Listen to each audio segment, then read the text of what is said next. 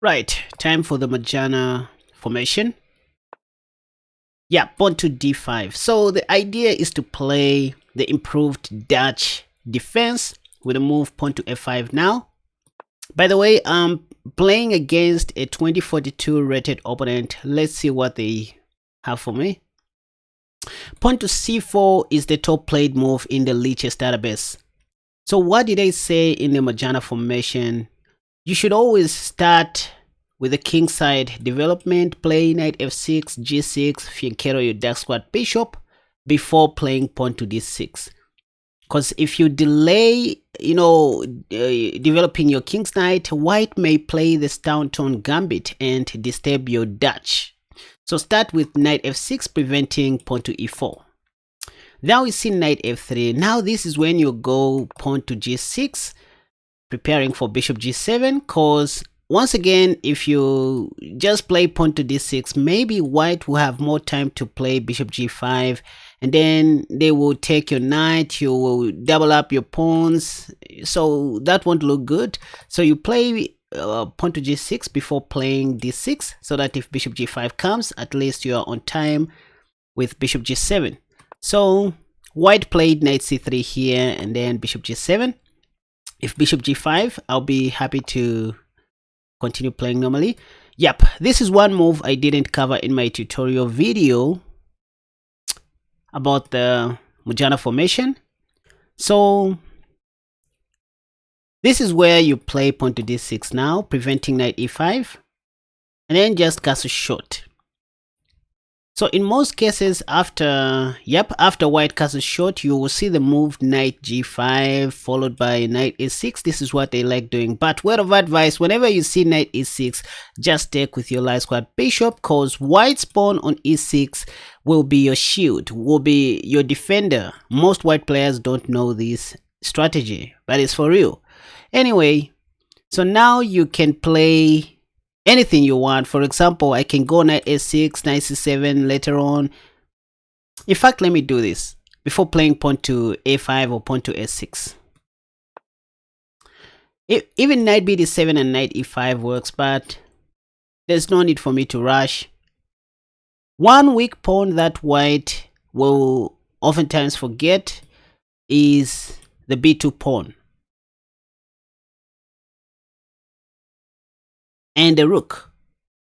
So with this move, all I wanted was to play knight c7, maybe someday, stopping knight e6, and now I can play pawn to a5. This is what I like doing. a4 equals a5, not allowing your opponent to enter into your territory past half of the board.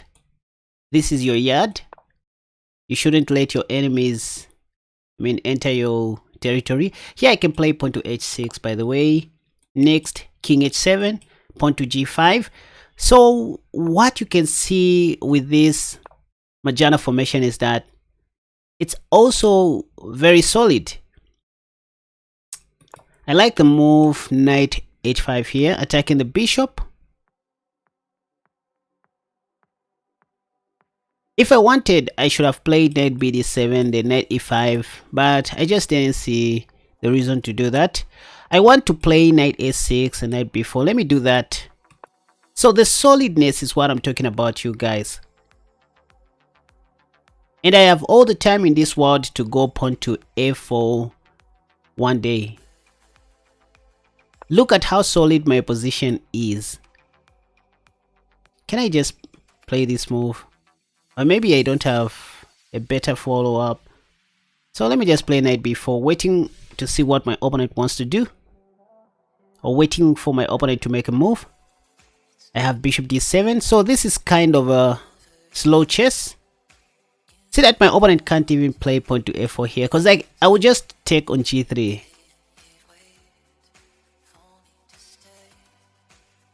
So bishop d7 is what is in my mind. I can also play pawn to e6, by the way, take, but that would just create some more weaknesses along the d file. So I don't want to allow this capture. I can also do this, just, clearing the way for my pieces. By the way, this is what we call a clearance sacrifice. There's a reason why I want to split white pawns. In fact, after pawn takes, I'll play rook g8. Look at this tactical move, you guys. Rook g8, allowing white to take so that I can take back like this and then win his queen. 2042 rated opponent. Let's see if they are going to see this simple tactical shot. Takes. And now, okay, I was about to take. So that's good. So now let me do this. With this, I just open the way for my queen. If white takes with ampersand, I have bishop takes e6. Not to mention that they can't even give me a check.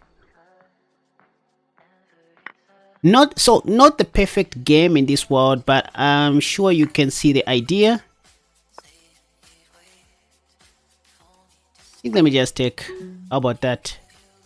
No, let me just do this. White can't give me a check because of my knight on b4. Who am I?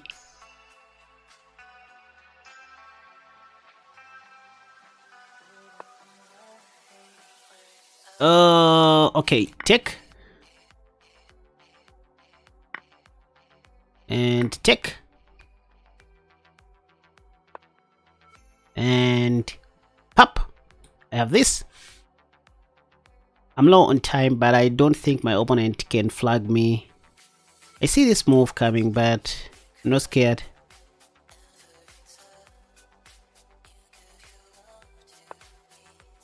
Let me just protect in the way of attacking. Again, see how my opponent can't give me a check, you guys.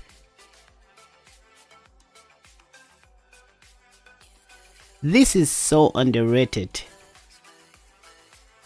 It's like white can't do anything. You see, they are now desperately sacrificing pieces. So I can just take and give a check, and then bishop. Oh, let's do this.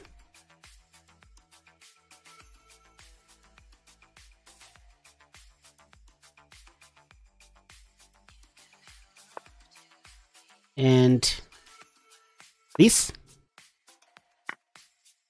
Oh, I forgot to protect my thing.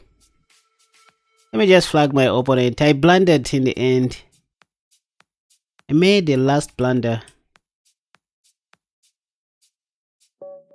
Okay.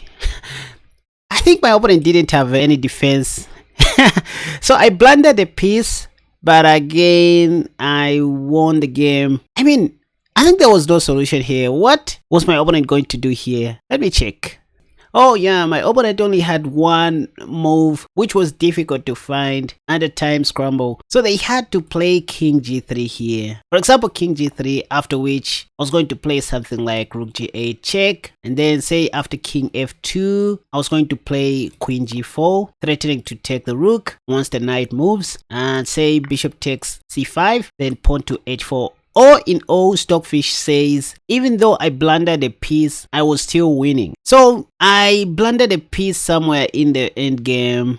It's like I was doing fine, even on this position, after white sacrificed his knight. I just took, and after d6, I played the right move, queen e4 check.